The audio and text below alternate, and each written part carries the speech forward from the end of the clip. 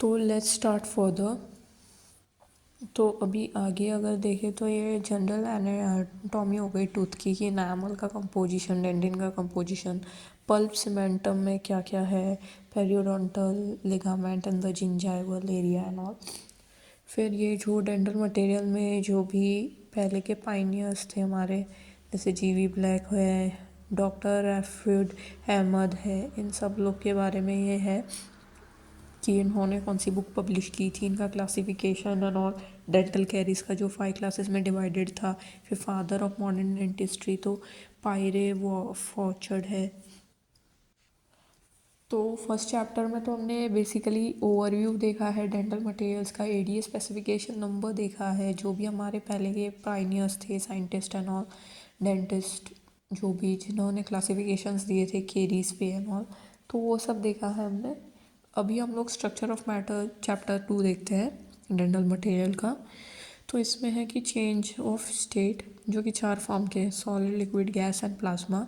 फिर inter atomic bonds, यानी कि इसमें एक प्राइमरी आ गया, एक सेकेंडरी आ गया। तो प्राइमरी में ionic, covalent and metallic 3 type के बॉन्ड्स हैं।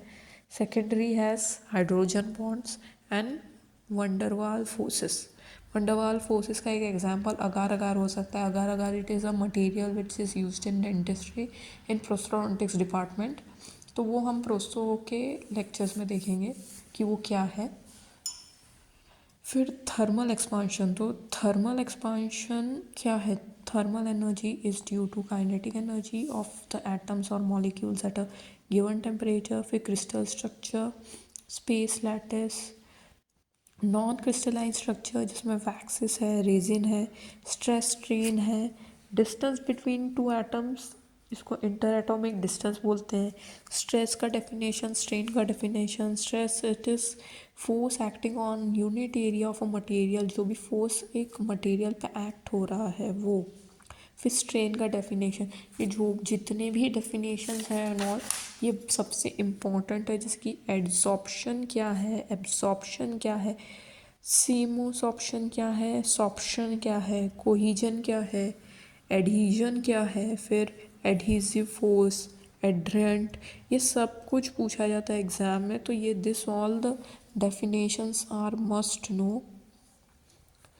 इसके बाद अगर हम देखें आगे तो कंडीशंस है स्ट्रॉन्ग एडहीजन के, जिसमें कॉन्टैक्ट एंगल कम होना चाहिए, सरफेस एनर्जी सॉलिड का ज़्यादा होना चाहिए, सरफेस टेंशन लिक्विड का कम होना चाहिए, सरफेस क्लीन होना चाहिए, लार्ज सरफेस एरिया होना चाहिए। फिर डिफ्यूजन, इसमें diffusion of molecules in gases and liquids it is well known.